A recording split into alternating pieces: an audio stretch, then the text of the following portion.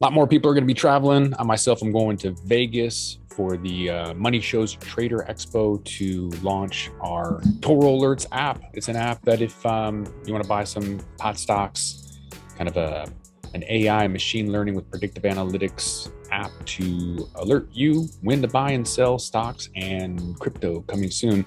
So I thought this is kind of a good opportunity to take a look at this report from MJ Business Daily about the first in-airport cannabis store coming up in Canada. That'd be fun for some expos if you haven't been. A lot of good expos up there. So we're going to talk about the first in-airport cannabis store coming up. It's only entertainment. Welcome back to the Talking Hedge. I'm Josh Kincaid, capital markets analyst and host of your Cannabis Business Podcast. You've traveled recently, you may have seen these cannabis amnesty boxes. It's pretty hilarious that you're supposed to put your cannabis in here. You're not supposed to fly with it. That's not going to happen. I'm not going to do that. You can. They recommend that you do that, right? But let's see what they've got in there. There's some pre-rolls over here that people have put in here at the last minute.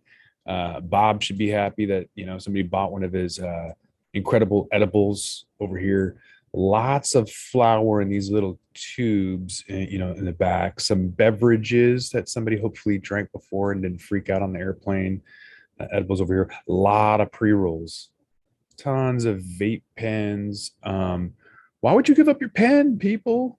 You could keep, give them the cartridge if you have to. A lot of topicals. What is this? Oh, somebody dumped in body cream, Apothecana body cream, because they just didn't know and they didn't want to get caught or in trouble. So that's pretty funny. Maybe these cafes will be an opportunity for people to consume and use all of these and be informed that, hey, don't put it in the amnesty box. Ain't nobody care about your pre-rolls, people, or any of these products for that matter. I would never put anything in an amnesty box.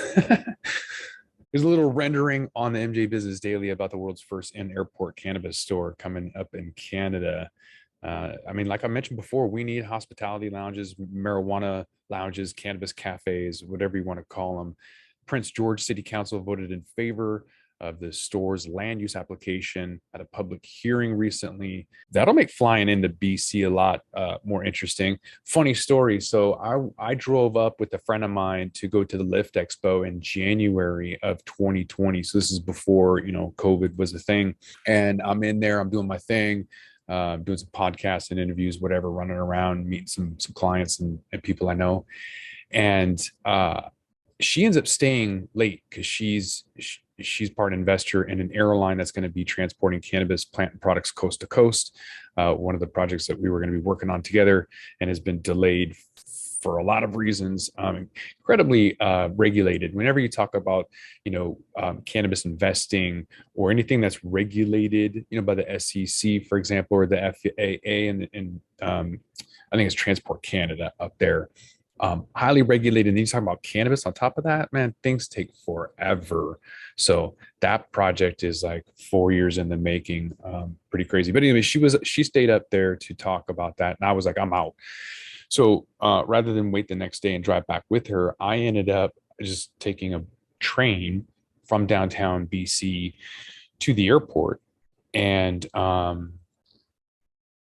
knew I didn't have my passport because I had my enhanced driver's license driving through the border, but I was like, yeah, whatever, we're going to do this. So I bought my ticket. And I'm trying to avoid humans, right? So all these people want to talk to me. I'm like, leave me alone. So I'm trying to get to the kiosk and manually do this. And this lady kind of intervenes, whatever, because nobody's at the airport. They must have been bored. Again, this is before COVID. So she ends up telling me, we can't, like, she's like, how'd you get into the country? First of all, she's all freaked out. So I ended up having to go upstairs at the airport. And then I ended up talking to, like, I think he was from the FBI, maybe. I don't remember what acronym. It was probably FBI. So I'm on a list somewhere. And he's like, do you do this often? All these crazy questions. It was only like 10, 15 minutes once I got on the line with him. Whole thing was like 30 minutes. It wasn't a terrible time. Luckily, I got there early. So then after talking to him and realizing I wasn't a terrorist, he allowed me to go and get this like one-time pass. So I went back downstairs.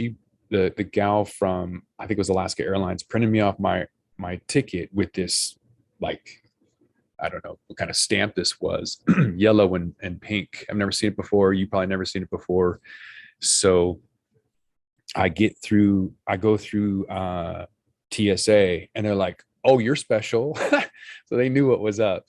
Um, and so somebody's asking me for my passport, and I'm like, I don't have a passport. And they're like, "Oh, you're gonna have to go talk to blah blah blah." And so I lost it. I got no patience. So I just like held up this thing and I just kept walking. No one tackled me. I didn't end up going to jail or anything, but I did end up at the next station, which is customs. Man, those guys have no patience. Those guys are such assholes.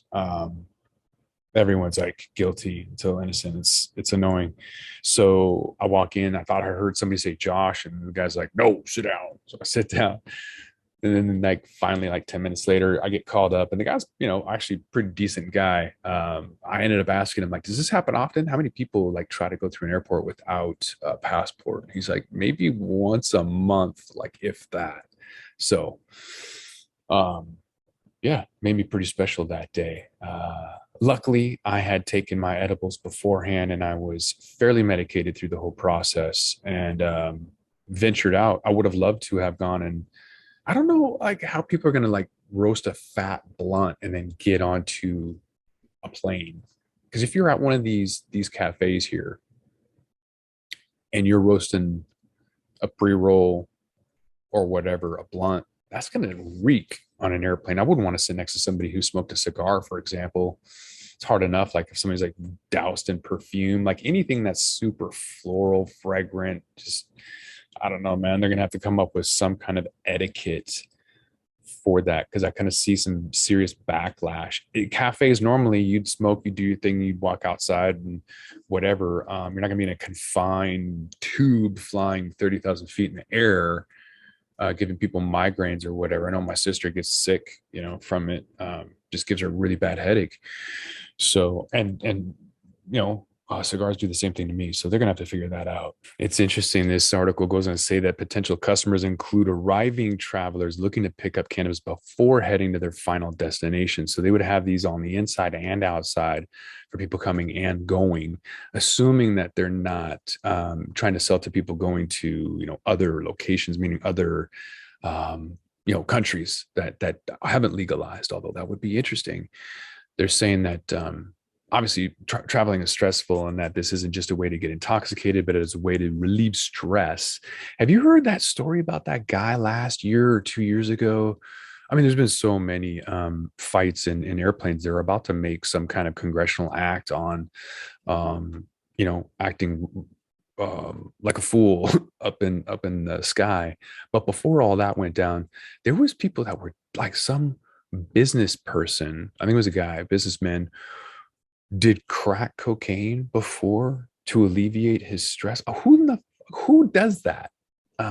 That's crazy. So I thought that was he tried to open up the door in the middle of the flight. So obviously people are just unbuckling, like beat this guy down. So yeah, maybe like crack's not the best thing to do.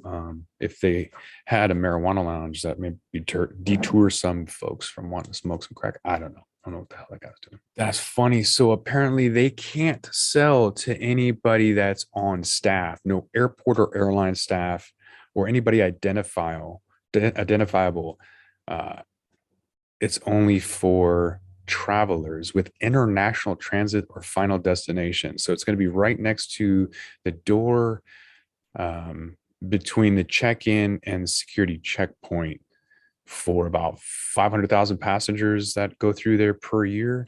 I haven't seen any cannabis consumption. They're saying that other Canadian airports in Vancouver and Calgary and Kelowna have cannabis consumption areas. And so even though the airport is in a non-smoking zone, the designated cannabis consumption area isn't going to be an issue. I mean, I haven't seen it, but I think that's great. They're counting on people who want the convenience and immediate need. They want people to look at duty-free opportunities, aka saving some money with tax-free. And those that are bored, But those that say it doesn't really fit into the convenience because it's so easy to come by. So this partnership or this agreement took 2 years to come to fruition. So it's going to be interesting to see how that plays out long term. And if it's already there and there hasn't been pushback, I find that another interesting kind of tale. Like Uber up there, nobody in Canada cares that Uber is delivering or that it's going to be in more airports available. It kind of seems like it's a non-entity. There is already alcohol being served.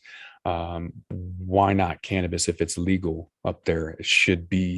Cannabis should be sold on the airplane and not just in the airport. So I think that's maybe the next step is they should push for cannabis sales on Canadian flights and kind of make that the norm.